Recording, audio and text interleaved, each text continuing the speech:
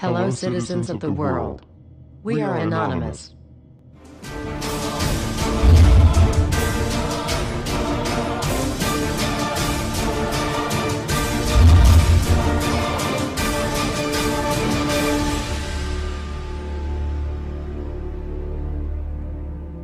Dear brothers and sisters, now is the time to open your eyes. In a stunning move that has civil libertarians stuttering with disbelief, the U.S. Senate has just passed a bill that effectively ends the Bill of Rights in America.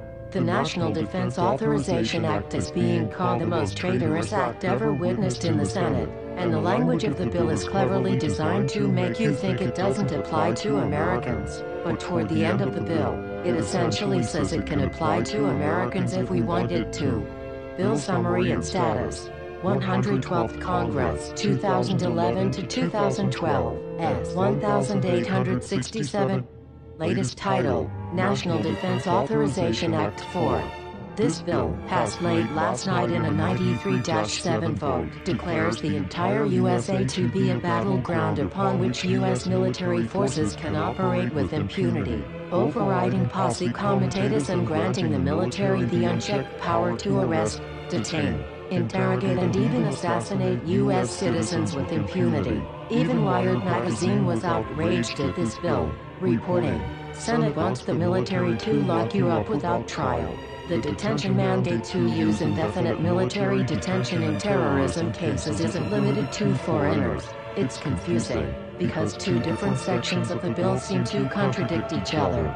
But in the judgment of the University of Texas Robert Chesney, a nonpartisan authority on military detention, U.S. citizens are included in the grant of detention authority. The passage of this law is nothing less than an outright declaration of war against the American people by the military-connected power elite.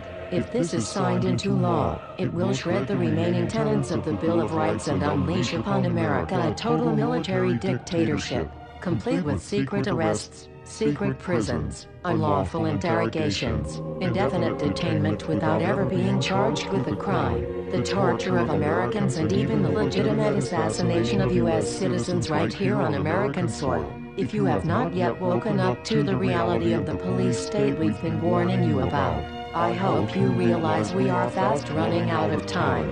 Once this becomes law, you have no rights whatsoever in America, no due process, no First Amendment speech rights, no right to remain silent, nothing. The U.S. Senate does not want us to speak. I suspect even now orders are being shouted into telephones and men with guns will soon be on their way. Why? Because while the truncheon may be used in lieu of conversation, words will always retain their power. Words offer the means to meaning, and for those who will listen, the enunciation of truth. And the truth is, there is something terribly wrong with this country, isn't there? Cruelty and injustice, intolerance and oppression, and where once you had the freedom to object, to think and speak as you saw fit, you now have censors and systems of surveillance coercing your conformity and soliciting your submission. How did this happen? Who's to blame?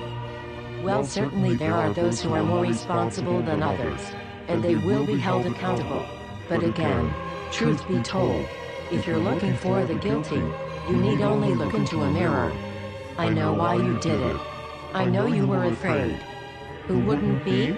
War, terror, disease. There were a myriad of problems which conspired to corrupt your reason and rob you of your common sense. Fear got the best of you, and in your panic, you turned to the now president in command, Barack Obama. He promised you order. He promised you peace, and all he demanded in return was your silent, obedient consent.